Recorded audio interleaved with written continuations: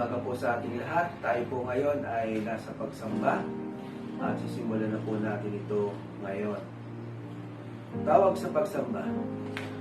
Purihin si Yahweh at magpasalamat sa Panginoon Diyos pagkat siya ay mabuti. Ang kanyang pag-ibig na hindi kukupas ay nananatili. At dapat magalak ang sinumang tao na makatarungan na gawang matuwid ang siyang dakika sa buo niyang buhay. Tayo po ay umawit ng pagpupuri o worship the King. Anisambahin sa kalangitan, ating awitin ang pagmamahal, ating tanggulan sa lahat ng araw, at sa kaluluwa ay kapahingahan. Ikalat ang biyaya niya't lakas, balaban niya ay ang liwanag. Ang sasakyan niya'y kulog at kidlat, madilim na bagyo ang kanyang landas. Tangkilik mo'y di maisiwalat, gana ng hangin at ng liwanag, umaagos na mula sa taas, taglay ng hamog at unang banayan. Kaming nilikha, luhang marupok, nagtitiwala sa iyong lubos.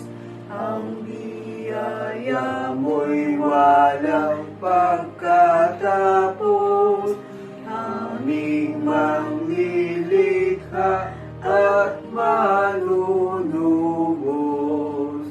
Amen. Tayo'y manalangin. Dakilang Diyos na makapangyarihan sa lahat, kami po ay nagpupuri, nagpapasalamat sa iyo sa umagang ito. Ikaw nawa, Panginoon, ang siyang manguna sa amin sa pagsamba. Alisin mo po, Panginoon, at huwag mo pong hayaan ang mga hadlang. Nawa, Panginoon, ihanda mo ang mga puso't isipan ng iyong mga anak sa pakikinig ng iyong mga salita.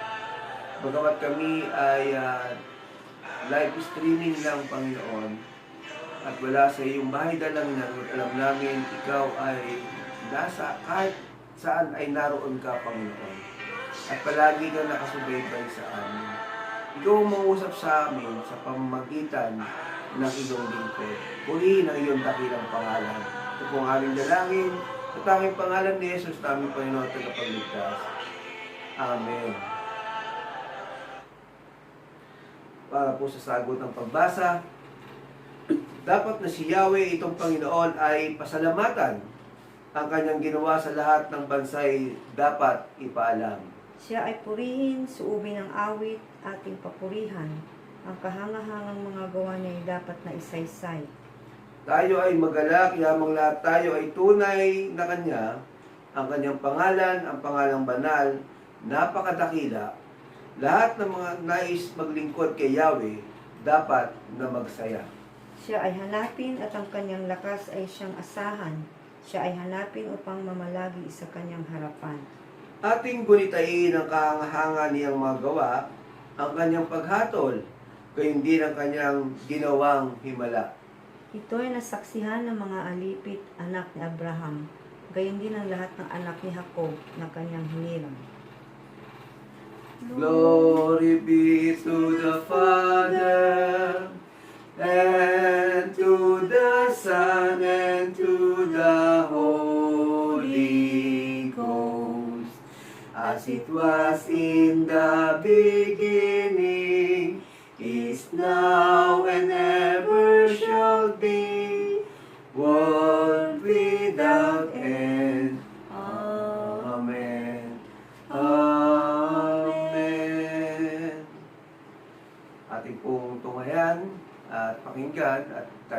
ay makipag-awitan ng awit ng pagpupuri sa pangunguna po ng Praise and Worship Team.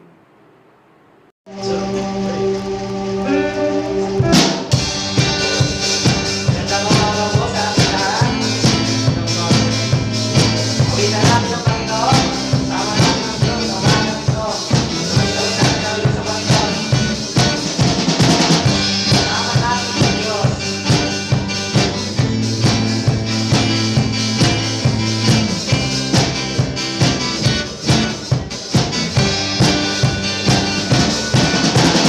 Oh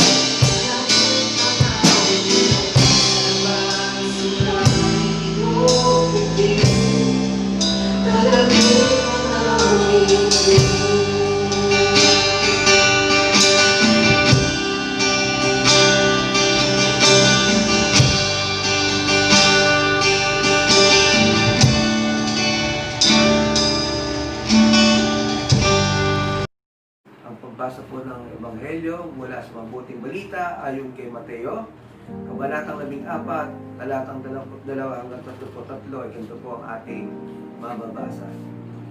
Lumakad si Jesus sa ibabaw ng tubig.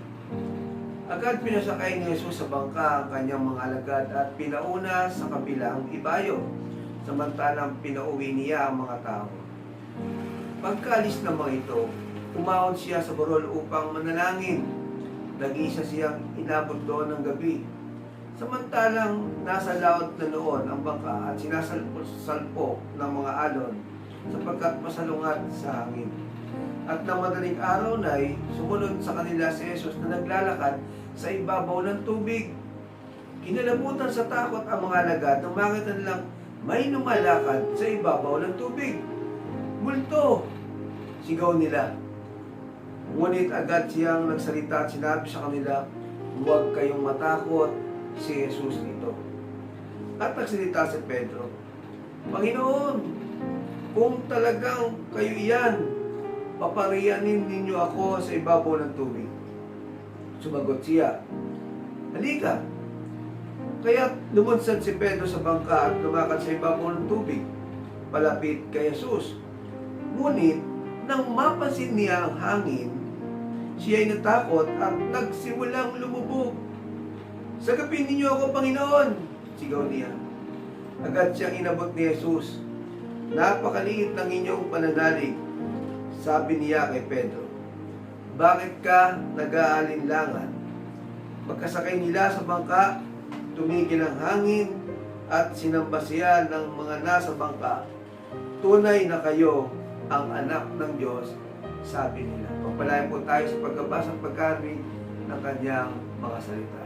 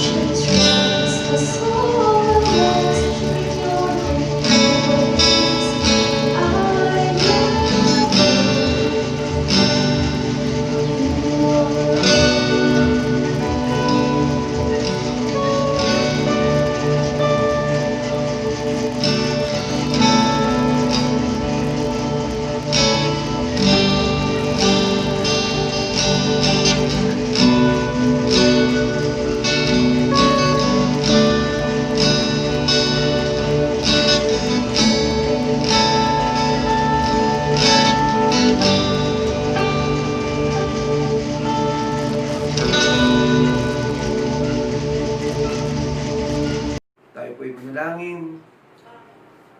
Muli, aming Amang nasa langit, kami ay lumalapit sa iyo. Narito po kami, Panginoon, na nagpapakumbaba. Panginoon, nalalaman mo po ang mga nangyayari sa aming bansa. Nalalaman mo po na nagiging worse ang COVID-19 sa aming bansa, Panginoon. At alam po namin na ikaw ang makapangyarihan Diyos, ikaw ang dakilang manggagamot. Alam namin kahit nasa ano pa mang mga bagay na nais gawin ng tao, kung hindi mo pahintulot at kung hindi ikaw magagamot, wala kaming magagawa. Kahit na pa sinong pinakamatalino. Tulungan mo po ang aming bansa mula sa aming presidente, sa kanyang gabinete, ang AITF at lahat po ng mga ahensya na siyang tumutulong para po maayos po namin ang nangyayari sa amin dahil po sa pandemic po na ito. Panginoon, dalangin po namin na tulungan po sila ang mga nag-iisip ng pamamaraan, ang mga ospital, ang mga equipment na kailangan po namin. At higit sa lahat, ang taong bayan, Panginoon, bigyan mo sila ng kabatiran, ng disiplina sa kanilang mga sarili. Simula sa kanilang tahanan hanggang sa kanilang mga paglabas. Panginoon, huwag po sila maging pasaway. Dalangin po namin na mapunta po sa kanila ang kaisipan na kailangan po nila talaga na sumunod sa lahat po ng pinag-utos ng aming pamahalaan. Panginoon, dalangin din po namin ang ibang bansa. Bagamat ang iba ay nakaka-recover na, ang iba ay nakakaisip ng kanilang mga gamot, nawa ay mahagilan kami ng mga gamot nito, Panginoon. At dinadalangin ko rin, Panginoon, ang mga nangyayari sa Beirut, Lebanon. Panginoon, sa malakas na pagsabog na ito, maraming pamilya, maraming kabuhayan, maraming nadamay, Panginoon. Maraming nasalanta. Dakilang Diyos, tulungan mo po kami at namamakita po ng tao na sa isang iglap, ang lahat ay may mga pangyayari. Nawa, Panginoon, ang tao ay masumpungan ka at ikaw ang kapitan sa lahat po ng mga pangyayari nito. Panginoon, dinadalangin din po namin ang ibang mga kaganapan sa buong mundo. Meron pa rin pong forest fire na nangyayari. Tulungan mo po kami. Alam namin, ikaw ang Diyos, ikaw ang makapangyarihan Diyos na may kontrol ng lahat. Dakilang Diyos, hihiling din po namin na ang mga may sakit, ang mga maluba o hindi malubang sakit, Panginoon, alam namin ikaw ang nagpapagaling. Patuloy mo pagalingin ang aming kapatid na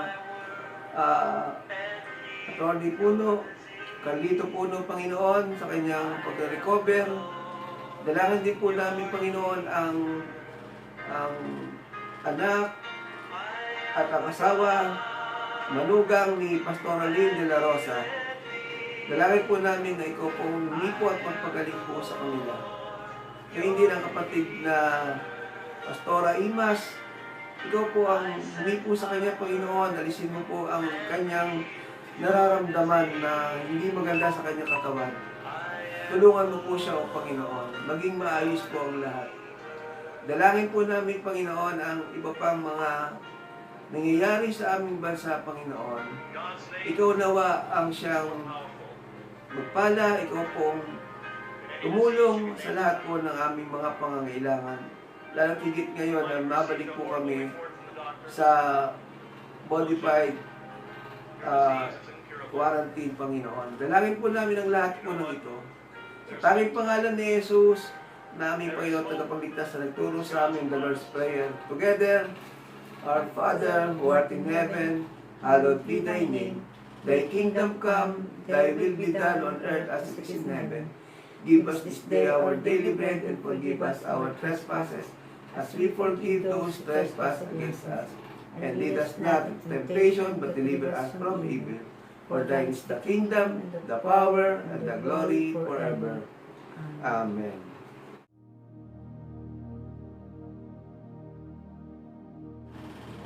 Tayo po ay nasa panahon na ng pagbulay-bulay.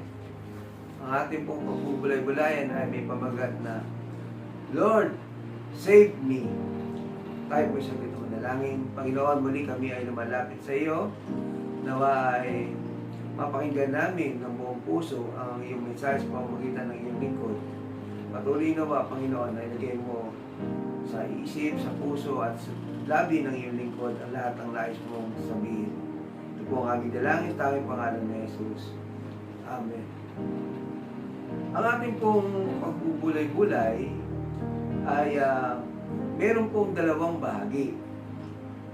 Ito po ay ang paglalakad ni Jesus sa ibabaw ng tubig, at ang pangalawa ay ang paglalakad naman ni Pedro sa ibabaw ng tubig. Pero tignan po natin yung pangyayari. Di po ba katatapos lamang nila na magpakain ng 5,000 tao? At doon sa pagpapakain na yon ay talagang namang nakakapagod. Ikaw ba naman ang magpakain ng 5,000? At pagkatapos nga nun ay pinauwi na ni Jesus ang mga tao at pinauna niya ang kanyang mga alagad sa kabila. At siya mag-isang umakyat sa burol upang manalangin. Tingnan niyo pong mabuti, mga kapatid. Ang ating Panginoon ay patuloy sa kanyang pananalangin. Ipinakita po rito ang kababalaghan kung paano pakakainin ang 5,000. Yun po yung ating pinagbulay-bulayan last Sunday. At hindi ko lang naitanong sa inyo kung kayo ang tatanungin ko, kayo ba ay nakapagpakain na ng 5,000? Paano nga ba yun? Hindi naman ginagather natin ang 5,000. 5,000 tao. Ang ibig ko pong sabihin, magmula noong kayo ay sinilang sa mundo, magkaisip, lumaki, ilan na bang tao ang inyong napakain? Ang inyong naging bisita, sa inyong tahanan, sa inyong kaibigan, o meron kayong kulubing pinakain, o meron ba kayong mga pastor na pinakain, o mga diakonisa na pinakain? Baka puro na lang barkada ang pinapakain nyo. Kaya nga, yun ay kasama sa 5,000. So kung iisipin ninyo, naka 5,000 na kaya ako nung pinakain tao. Yan. Sana ay patuloy tayong may pinapakain upang tayo ay mayroong mapakain na 1,000,000. So ang kapapalagang ito ay pagpapakita kung paano tayo magiging mabuting katiwala. At ngayon, pinagdiriwangan natin ang mabuting katiwala at nais natin na ito ay maging panutunan natin hindi lamang sa buwan na ito kundi sa lahat ng ating buhay. Ngunit balikan natin ang ating pong pinagbubulay-bulayan ngayon, ang kababalaghan naman sa paglakad sa ibabaw ng tubig. Ipinakita naman ito sa mga alagad. Talagang nais din ng Panginoon na ipakita sa mga alagad ang kanyang magagawa. Pagpapakain sa 5,000, tapos ngayon, paglakad naman sa ibabaw ng tubig. Okay lang kung karsada na may tubig, hindi dagat ito, yung nilakaran ng ating Panginoon. O O kahit tayo sa isang ilog, hindi tayo makakalakad sa ibabaw nito ng tubig. Di po ba? Sa pelikula lang nangyayari yun, kung sakasakali. Pero tingnan po natin na ang ating Panginoon, bagamat marami rin siyang ginagawa, ay nandun din yung stewardship of life. Kailangan din nila magpahinga, kailangan nilang alagaan ang kanilang sarili, at higit sa lahat, kailangan nilang manalangin. Pero ang mga alagad, pinauna niya na nga, sumakay sila sa bangka at pumunta sa kabilang ibayo. Ang ating Panginoong Jesucristo ay inabot na mag-isa doon sa burol upang manalangin. Tayo ba? Gaano ba tayo kadalas o gaano ba kahaba ang ating mga pananalangin? Baka isang beses lang nga hindi pa tayo makapanalangin. Kakain na nga lang, hindi pa makapanalangin. Ang gising, hindi rin makapanalangin. Kaya pinapaalala po sa atin dito ang halimbawa ng ating Panginoong Jesucristo. At nung gabi nga rin yun, nasa laot na ang bangka at saka yung mga alagad ng bangkang ito. Yun na nga lang, hindi pa gabi, nakakatakot at wala kang makikita, puro tubig ang makikita mo sa iyong kapaligiran, lalo na kung gabi. Hindi po ba nakakatakot po yung ganon? Pero yun talaga bagamat ng iba ay sanay, mangingisda, pero kung iugnay natin sa atin po mga buhay, napakahirap po ang nasa kadiliman. Kayo ba? Gusto nyo ba nasa madilim kayo? O nasa maliwanag? Siguro mas mainam na tayo ay nasa maliwanag parati. Ang ibig ko pong sabihin ay hindi po tayo gumagawa ng mga kadiliman sa ating mga buhay. At dapat ay nasa liwanag po tayo. At nang madaling araw na, sumunod si Jesus sa kanila na naglalakad sa ibabaw ng tubig. Ang galing po, di ba? Tapos sasabihin nila, hindi naman tunay na Diyos si Jesus. Magagawa ba ni Jesus yun kung hindi siya tunay na Diyos? Hindi siya anak ng Diyos? Di po ba? So, makita natin na sumunod ang ating Panginoon sa Kristo sa ating pong mga dinaranas sa ating buhay, bagamat sa tingin natin ngayon ay puro kadiliman, ngunit sa pagbubukang liwayway, merong liwanag at naroon ang ating Panginoon sa Kristo. Lagi siyang nakasunod sa atin. Hindi niya tayo pababayaan, hindi niya tayo iwanan, at susunod siya sa atin at laging nasa atin. Pero ang tagpong ito, mga kapatid, ay minsan parang nakakatuwa o nakakatawa. Sapagkat nung makita nilang naglalakad si Jesus sa ibabaw ng tubig, ang sabi nila, multo. O, di ba? Di ba sabi ng iba di na ba daw totoo ang multo? Iba naman sabi, totoo yung multo. Siguro doon sa mga hindi pa nakakita ng multo, hindi talaga totoo. Pero pag nakakita kayo ng multo, sasabihin nyo, totoo. Yan. Ayoko na po magkwento tungkol sa multo. Pero sabi nila, multo. Bakit sila natakot? Kayo po ba, pag nakakita ng kaya ng multo, hindi kayo matatakot?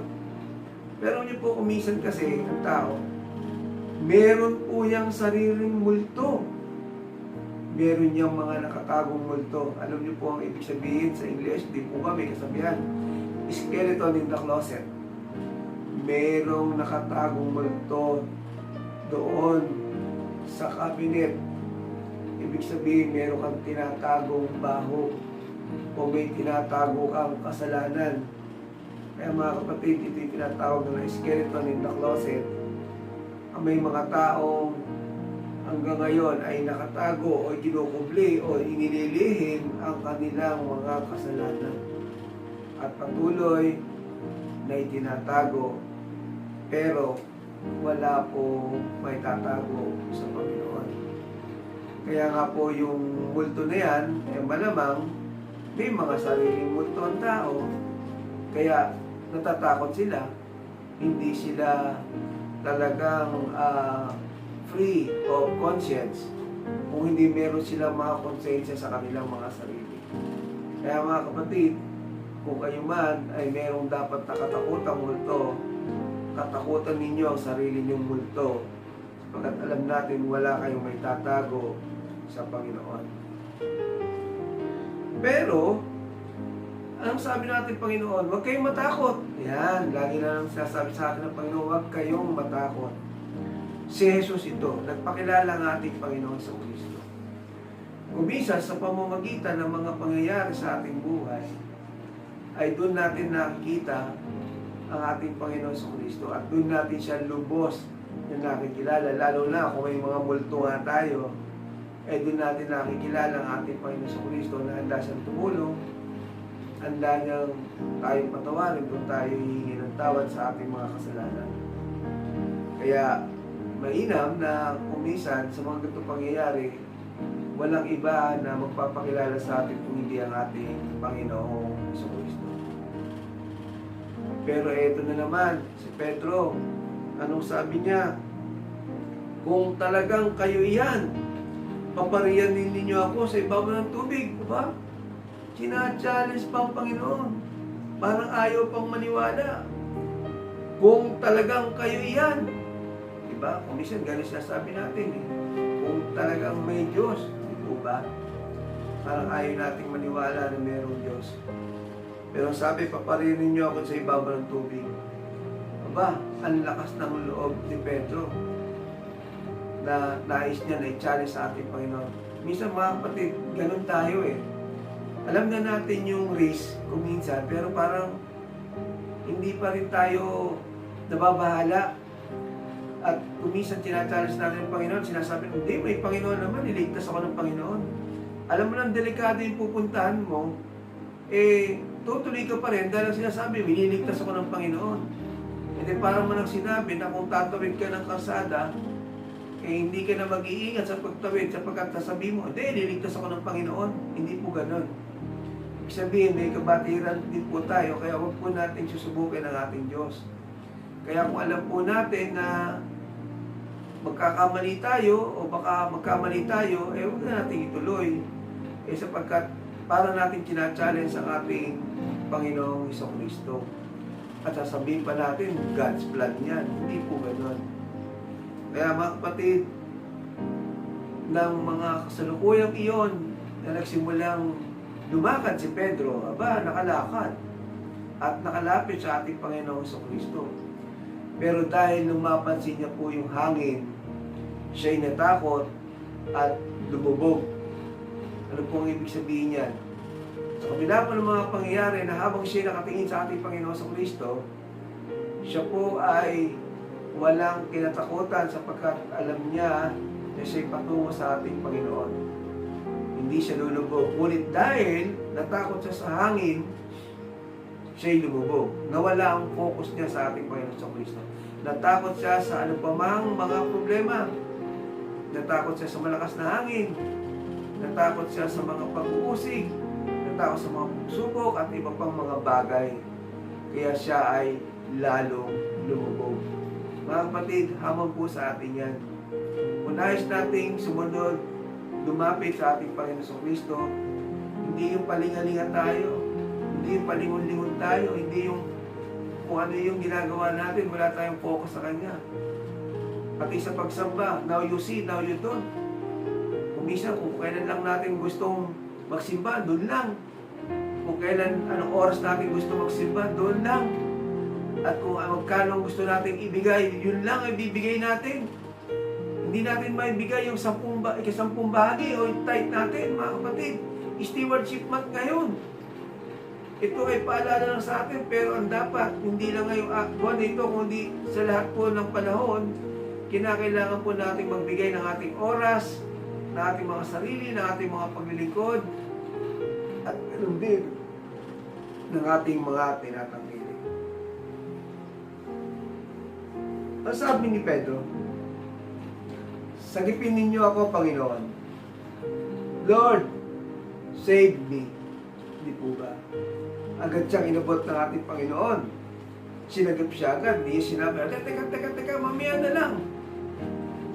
Hindi po ganun. Agad-agad ay inabot siya ng ating Panginoon at siya ay sinagip.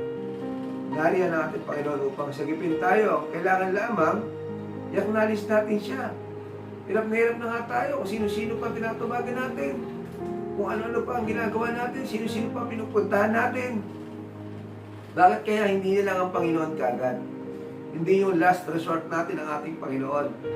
Kung tayo may mga problema. Pag wala na tayong magawa, pag wala na tayong pera, pag wala na tayong kaibigan, wala na tayong masulingan, wala na tayong mahinga ng tulong, at saka tayo lalapit sa Panginoon, Lord, save me. Mali po yun. Agad-agad, tulad ni Pedro, nagpasagip sa ating Panginoong Kristo. Pero habang siya'y sinasagip, siya'y tinuruan ng leksyon ng ating Panginoon. Sabi niya, napakaliit ng iyong pananalig. Bakit ka nag-alinlangan? O di po ba? Kumisan, yun din ang mga maaaring sabihin sa atin ng ating Panginoon. Napakaliit ng iyong pananalig. Bakit ka nag-aalinlangan?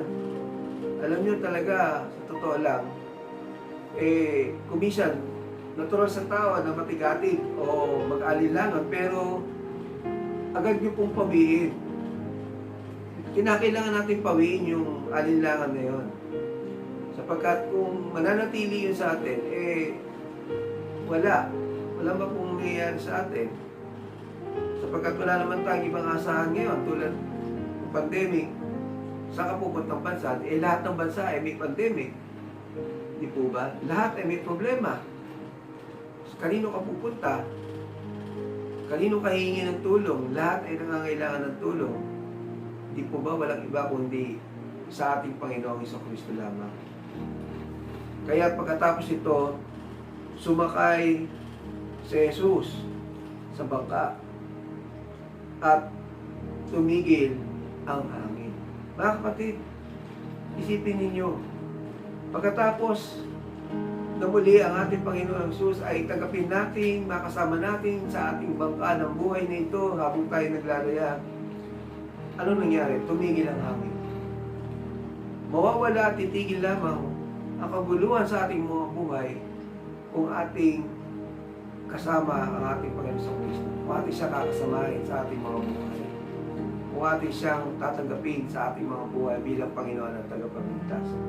At kasama natin siyang maglalaya sa dagat o saan pa man.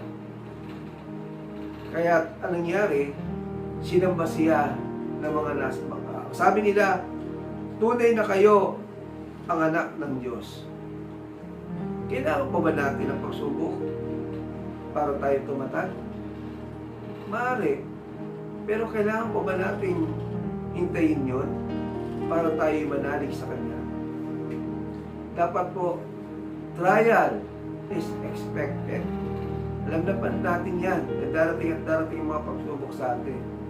Lagi na lang natin panalangin ay bigyan tayo ng katatagan at hindi yung sa sarili nating galing, talino, lakas, pera, koneksyon. Kung hindi, hilingin natin sa Panginoon na kapag dumating ang mga pagsubok na yan, bigyan niya tayo ng katatagan. Expect or seek the revelation of God. At hindi yung bakit. Kung hindi, itanong natin kung ano yung purpose niya. Ano yung purpose ng ating Panginoon? Huwag po tayong maging ignorante. Dumating at natapos ang mga pagsubok na wala tayong natututunan. Itong pandemic na ito, dumating ang pandemic na ito, gusto natin mawala agad. Pero meron ba tayong natutunan? Meron na ba tayong natututunan ngayon habang tayo nasa pandemic na ito? Sa ating tahanan, sa ating trabaho, sa lipunan, tulad ng mga driver, di po ba? Kung maalala nyo, yung mga bus, siksikan hanggang istribo. Ngayon, kailangan merong 1 meter apart. Hindi pwedeng punuin. Di po ba? Di Di po ba natututo ang mga driver o mga may-ari ng bus na gusto sumakay ang lahat ng tao, kahit delikado, kahit hanggang estribo, kahit babae, siksikan, parang suman. Kahit sa MRT, ganun din. Di pa ba natin natutunan ito ngayon? Di ba tayo nangihinayang ngayon na sabi natin makalabas man lang tayo, makapag-drive man lang tayo, kahit iilang mga pasahero. Para kumita tayo. Pero dati anong ginagawa? Tawag doon, nagswaswapang. Yung shaman na jeep, siyam ang pasahero sa bawat isa side, ginagawang 10. Siyam at kalahati na nga lang ng puwit mo nakasabit doon sa 10-an. May sabit pa. Kung ano ngayon na nangyari sa inyo, mga driver, mga may-ari ng jeep, mga may-ari ng bus, pati sa tricycle, yung driver nandun na sa tangke ng gasolina, ilan na sakay ng tricycle? 10. Ngayon, isa na lang ang kailangan isakay. Nakita niyo po yun? Hindi pa ba kayo natuto? Hindi po ba? Ang dami pong mga tinuturo sa ating aral ngayon, pero yung kaya ay natutunan nila. Yung kaya ay pwede nilang sabihin na, Lord, kapag nabalik ang normal na ito, nakapamasado ni kami, bumalik ang bus, hindi na po ako magsasakay ng siksikan. Konti lang po, yung tama-tama lang.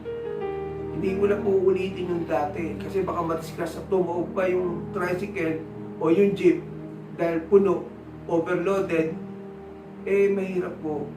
Mga kapatid, kayo na nagmamaneho, tulungan niyo po ang inyong sarili. Huwag kayong maging ignorante sa lahat ng mga pangyayari. At kailangang matutunan natin na si Jesus ay tunay na anak ng Diyos. Kaya kung mayroon tayong dapat puntahan, ang ating Panginoong Kristo. Lord, save me. Pangalan ng Ama, ng Anak, at ng Espiritu Santo. Amen.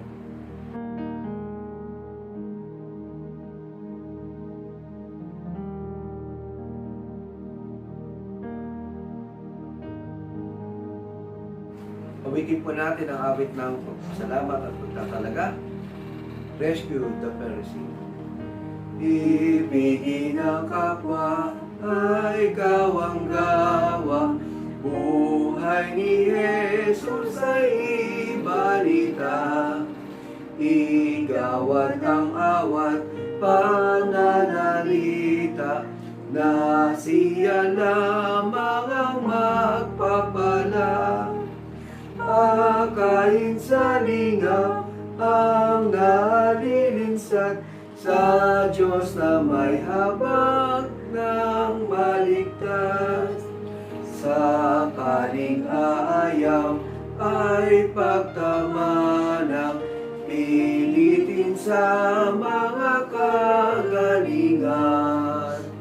Hanggang sa maparang ang kadiliman, siya'y kusaing pagtiyagaan. Akayin sa lingap ang nalilinsat sa Diyos na may habag ng maligtas. Sa dibdib na tigip ng salamdungis, ang kaligtas ay siyang ipiling. Na do'y masilid at nang sumapit sa paa ni Jesus ay ihatid. Akayin sa lingap ang nalilinsat sa Diyos na may habag ng maligtas. Dalangin, Panginoon makapangyarihan sa lahat, ikaw po ang tunay na sumasagip sa amin. Ikaw ang tunay na nag-aahon sa amin sa gitna ng aming mga kagipitan, sa gitna ng aming mga pagsubok, kaguluhan sa buhay. Panginoon, patuloy nawa na kami tulungan mo lalo tigil sa pandemic na ito. I-spare mo po kami, Panginoon, Bigyan mo po kami ng malakas na pangatawan. At tulungan mo kami kung paano namin naalagaan ito. Palalanan mo po kami kung naabuso namin ito. Nawa, O Diyos, tulungan mo po kami sa aming lahat ng mga ginagawa, ang iyong mga iglesia, mga churches, Panginoon. Ikaw po mag-bless sa kanila sa lahat po ng mga anak mo. Bagamat wala pong masyadong pagkakakitaan, pero alam po namin ikaw ang magbibigay nito, magdudulot nito. At alam namin na sa mga nagdaang panahon, sila ipinagpala mo. At marami naman silang mga naitabi, naipon, Panginoon. Ipalala mo sa kanila na pwede nila nang gamitin ito, Panginoon. Nanaway, lalo sila makapagbigay sa iyo. Ito na ang pagkakataon nila para makatulong sa kanilang kapwa. At hindi nila sarilinin ang mga pagpapalang pinadaan mo sa kanilang mga kamay. Gamitin mo po, O Diyos. Gawin mo silang maramdaman ang pangangailangan ng kanilang kapwa. Gawin mo sila mga sensitibo sa mga pangangailangan. Panginoon, dalangin niyo po namin ang walang-wala ngayon. Ikaw po ang tumulong, ang mga lingkod mo, Panginoon, na mga nangangailangan at kinukulang, Panginoon, alam namin ikaw ang mapupuno nito. Gamitin mo po ang iyong mga kamay. Pagpalain mo po kami. Dalangin po namin, O Diyos, ang iyong mga anak na walang trabaho, bagamat nasa pandemic, bigyan mo sila ng mga hanap buhay, Panginoon, makatagpo sila ng pagkakakitaan. At patuloy mo nga tulungan ang iyong mga anak, lalo na po yung mga nangungupahan, wala po silang pambayad ng upa, nawa yung kanilang mga may-ari ng kanilang inupahan ay maunawaan sila, Panginoon. At yun din lalo na po ang mga bata na nangangailangan ng lahat ng pangangailangan ng mga bata, mga gatas at kung ano-ano pa. Tulungan mo po ang mga pamilya, Panginoon. Dalangin po namin ng lahat sa bawat isa sa amin ngayon na kami ay muli naka-quarantine, modified, enhanced community quarantine. Panginoon, maraming salamat po muli. Ikaw po pala, ano man ang kahilingan ng iyong mga anak, ikaw po ang dumilig at magpala ng naayon sa iyong kalooban. Palagi ko ay aming inilig sa matamis na pangalan ni Jesus na aming Panginoon at Tagapagligtas. Amen. Ituro ang bagay ng kaligtasan, tulong ni Jesus iyong asahan. Siya ang agapay ng kalakasan, mong tatamuhin na walang hanggan. Akayin sa lingap ang nalilinsad sa Diyos na may habag ng maligtas. Amen. At ngayon tagapin ninyo ang masaganang biyaya nagmumula sa Diyos sa mga sumasalangit, ang pag-ibig at pagligtas mula sa ating Panginoon Kristo, ang liwanag, tanglaw at pakikipisan ng banal na Espiritu ay sumating lahat manatili mula ngayon at magpakailanman. Amen. Amen. Amen.